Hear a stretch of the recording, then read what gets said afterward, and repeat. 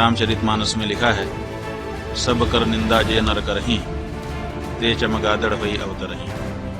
क्योंकि 1.5 लाख पृष्ठ उनके कंठ में हैं, कभी परीक्षा तो हुई ही नहीं है। तो अगर 23 भाषा आती होती तो 23 भाषा में उनका कोई न कोई प्रवचन होता कहीं ना कहीं। तो 23 भाषा कौन कौन सी है उसकी सूची वो बता दें। क्या गोस्वामी तुलसीदास जी विद्वान नहीं थे कि वो अवधी भाषा में महाकाव्य की रचना कर रहे थे, अवधी भाषा में राम जी के गुणगान कर रहे थे? ये तो महाराष्ट्र के ठाकरे बंधु हो गए कि बोलना ही पड़ेगा। कथा की गूंज जब श्रद्धालु के हृदय में उतरती है तो जीवन का अंधकार भी मिटने लगता है। लेकिन आज उस संतवाणी में विवाद की चिंगारी खुल गई है। जिन संत ने लाखों युवाओं को धर्म की राह दिखाई, जिसके प्रवचनों से टूटे हुए लोगों को सहारा मिला, उस संत पर सवाल उठाना क्या उचित था? नमस्कार, मैं हूं सुरभि राजपूत और आप देख रहे हैं न्यूज वॉच इंडिया। प्रेमानंद जी महाराज के अनुयायियों में हलचल मच गई, भावनाएं आहत हुई हैं और अब संत समाज भी बढ़ता हुआ नजर आ रहा है। स्वयं स्वामी अवी मुक्तेश्वरानंद सरस्वती ने इस टिप्पणी को लेकर नाराजगी जताई है। उन्होंने राम भद्राचार्य जी की बातों को अनुचित करार दिया है और साफ शब्दों में कह डाला है कि जो किसी संत की निंदा करता है उसे चमगादड़ की योनि में अगला जन्म मिलता है। और यह भी कहा कि उनसे पूछा जाना चाहिए कि उनकी इस टिप्पणी का क्या मतलब है और क्या कुछ कहा स्वामी अवी मुक्तेश्वरानंद जी ने। सबसे पहले आप ये सुनिए। रामचरितमानस में तुलसीदास जी ने जिस तुलसी पीठ पर वो बैठे हैं, उसी तुलसीदास जी महाराज ने रामचरितमानस में लिखा है, सब कर निंदा जे नर करहीं, ते चमगादड़ हुई अवतरहीं। तो सबकी निंदा करने से चमगादड़ की योनि में जाना पड़ता है, ये बात तुलसीदास जी महाराज कह रहे हैं। और उन्हीं तुलसी जी के नाम पे पीठ बना करके बैठे हुए रामभद्राचार्य जी सबकी निंदा कर रहे हैं। अभी मुक्तेश्वरानंद यही नहीं रुके, बल्कि उन्होंने राम भद्राचार्य द्वारा किसी समय पहले किए गए 3 दावों को ही चैलेंज कर दिया। वो 3 दावे कौन कौन से हैं, अब ये भी सुनिए। ऐसा है कि दावा किया है उन्होंने कि हमको कभी कहा है कि 1 लाख पन्ने याद हैं पृष्ठ, और कभी कहा है कि 1.5 लाख पन्ने याद हैं पृष्ठ। तो अब 1 लाख पृष्ठ याद हैं कि 1.5 लाख पृष्ठ याद हैं, इसकी कोई परीक्षा तो हुई नहीं। दावा उन्होंने जरूर किया है। उन्होंने 3 दावे, वैसे तो अनेक दावे किए हैं, लेकिन 3 प्रमुख दावे हैं। एक उनका दावा है कि मुझे 1.5 लाख पृष्ठ याद है, कंठस्थ है। दूसरा उनका दावा है कि हमको 23 भाषाएं आती हैं। और तीसरा उनका दावा है कि मैंने राम जन्मभूमि में जो गवाही दी उसके कारण फैसला हो गया। लेकिन इन तीनों दावों की पुष्टि अभी नहीं हुई है। राम भद्राचार्य द्वारा किए गए 23 भाषा के ज्ञान को लेकर उन्होंने कड़ी आलोचना की। वो कहते हैं कि 23 भाषा हमको आती है। अभी तक उनका कोई भी वीडियो YouTube पर खोजने से हिंदी के अलावा दूसरी भाषा में मिलता नहीं है।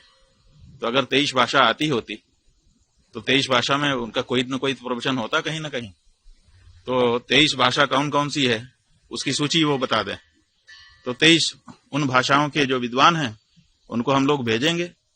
40-40 मिनट का एक संवाद उसी भाषा के विद्वान के साथ उनका हो जाए। जय जयकार कौन नहीं करेगा, सब करेंगे।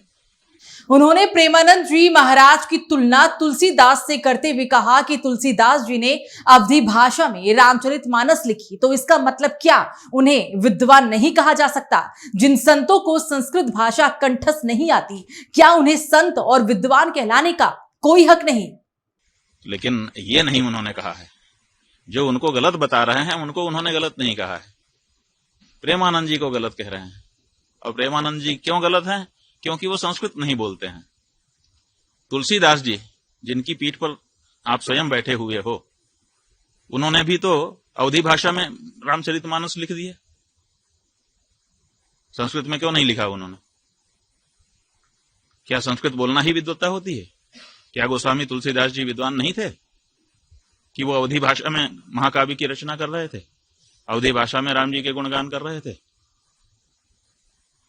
अगर संस्कृत में बोलना ही विद्वत्ता है तो इस सिद्धांत के अनुसार तो तुलसीदास जी भी विद्वान नहीं आपकी दृष्टि में होंगे, क्योंकि उनका तो सारा का सारा साहित्य, चाहे वो बरवे रामायण हो, चाहे वो गीतावली हो, चाहे कवितावली हो, चाहे हनुमान चालीसा हो, चाहे बजरंग बाण हो, छोटे से छोटा, बड़े से बड़ा रामचरितमानस, सब कुछ अवधी भाषा में है, संस्कृत में नहीं है।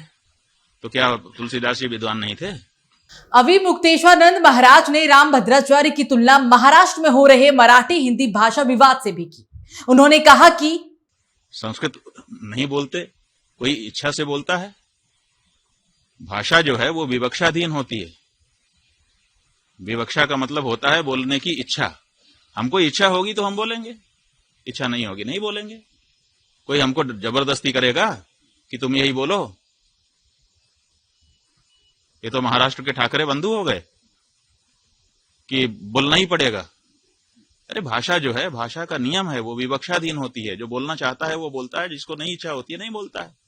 कौन सा शब्द मैं बोलूंगा ये कोई हमको बताएगा? हम खुद बोलते हैं। जब हमको जिस शब्द की इच्छा होती है उस शब्द का उच्चारण अपने मुख से हम करते हैं। रामभद्राचार्य के बयान के बाद कई संतों ने इस पर खुलकर अपनी राय रखी। कई संतों ने रामभद्राचार्य के बयान का सपोर्ट किया तो कईयों ने स्पष्ट रूप से कहा कि प्रेमानंद जी महाराज को लेकर उनकी ये भाषा बिल्कुल गलत थी।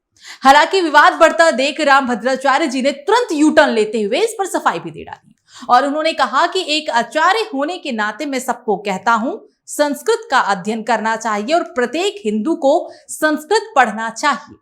प्रेमानंद जी पर मैंने कोई टिप्पणी नहीं की है। मैं चमत्कार को नमस्कार नहीं करता हूं।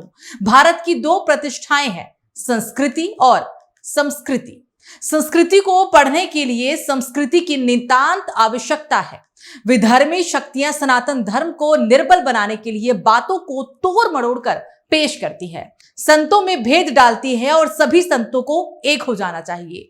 मेरे लिए जो भ्रम फैलाया जा रहा है वो गलत, मैंने कोई टिप्पणी नहीं की।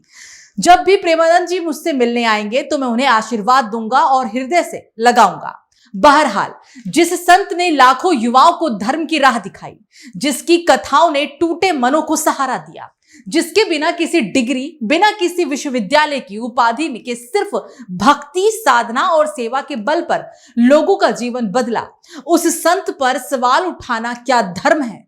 जगत गुरु रामभद्राचार्य जिनकी विद्वता पर कोई प्रश्न नहीं है, लेकिन जब वही विद्वान किसी संत के ज्ञान को अपने मापदंड से मापने लगे तो सवाल उठता है, क्या यह ज्ञान की चिंता है या फिर संत समाज में श्रेष्ठता की होड़? इस खबर को लेकर आप क्या सोचते हैं? कमेंट सेक्शन में हमें जरूर बताएं।